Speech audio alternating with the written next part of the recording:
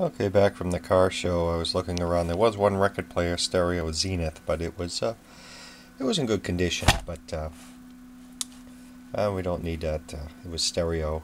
It had the 2-gram micro 2G head on it, which was fine, but could be troublesome to get a cartridge for that later on. So I stuck with our mono version the other day that just has the standard half-inch head shell.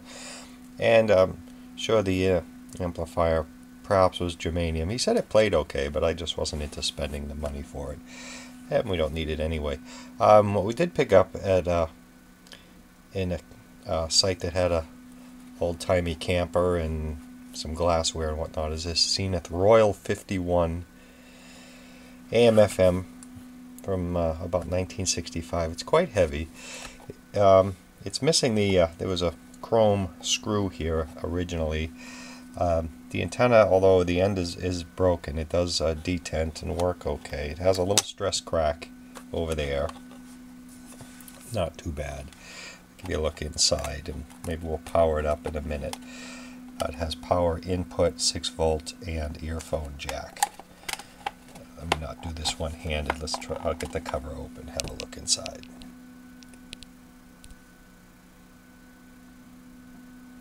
Okay, we are covered for this chassis with a SAMS. As yesterday in the hot sun, this was stuck to the battery compartment. I didn't want to tear it, but it does give the chassis number, and it shows our transistor count and whatnot. How to install mercury batteries versus penlight batteries.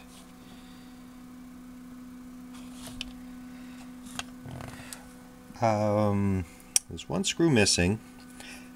I should spray the switch, the AM/FM switch, with some cleaner, as these always pose a problem. What else? We have our patented Tokyo, Japan IF transformers here. And let's go ahead and, it looks like a 6613, maybe the date code on there, I'm not certain. We'll power this up and let's see what it does. Okay, what I'm going to do here for starters is this seems to be two separate power supplies. I believe one is for the amplifier, and we have some little leakage there evident, and I believe this runs the radio section, the IF and whatnot. So what we'll do is we'll put in some fresh new batteries.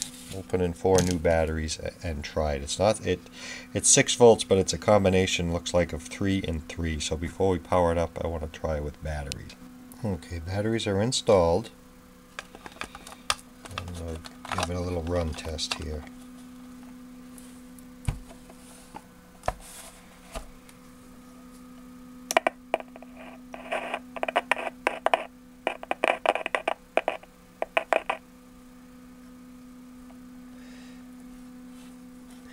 We're on AM.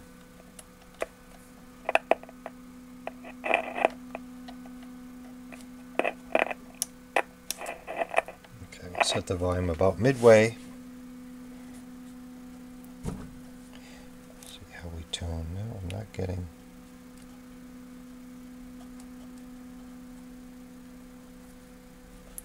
I almost guarantee it's this switch here. The FM.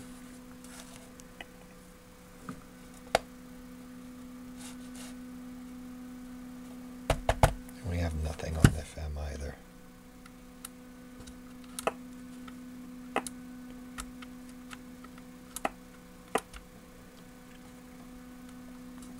So I'll have to see this in a later repair. The Royal 51 1965-66 Zenith. We'll poke around and see what section is not working in a later video. I'm going to give this switch a shot. Okay, we're getting nothing on AM or FM, but I do believe after spraying the switch, our audio amplifier is working. So if you go over here at the volume control,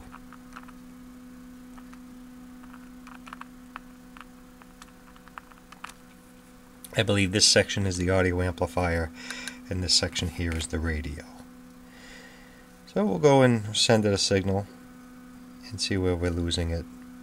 Once we get the diagram, I'm not going to, this is so, it's just such intricate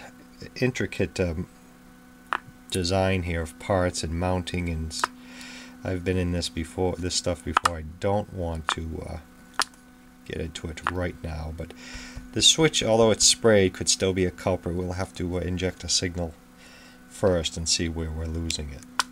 Okay, that's it for now. Thanks for watching. That's the again, the 1966 Zenith AM/FM Royal 50. Thanks for watching.